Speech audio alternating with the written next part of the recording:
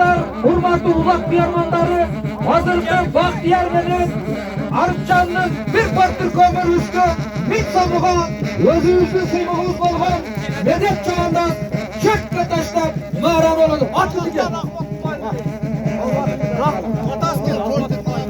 Karalak'tan Ahmet Bulbaydın motosikl degen atı menen çökle taşlap, alıvatı. Ahmet bu at bakkan, at çapkan yolunuzun ükayız, medet çağında rahmat. Allah Teala medet üka, ömründü uzun kılsın, tapkanımdı, toyga cumşa, yelingdi sıymığı alıp, jüre vergin. Rahmatka, ulan çoğarku mağarada geldi, çoğarku mağarada salamı, bir serke üstü, 1000 so'm, faktı vergidi.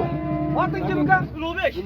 Ulubek 7. mağarasına pasta salıdı, bir serke Aybek'in üstü, 5. sekreteri ikincisi. Kimdir? Aybek Baydın sekreteri. Aybek Baydın sekreteri bilen 7. mağarasına salıdı. Rahmat, at bakkan Aybek Bay'a rahmat. At çapkan Ulukbek'e rahmat. Maras verildi. Ulan çoğartı mağaraya geldi. Sudya ne oldu Sudya? Sudya ne oldu? Aldı re, kulakta aldı re. Aldı erken çoğartı mağaraya tuttu aldı bir yakap gelince.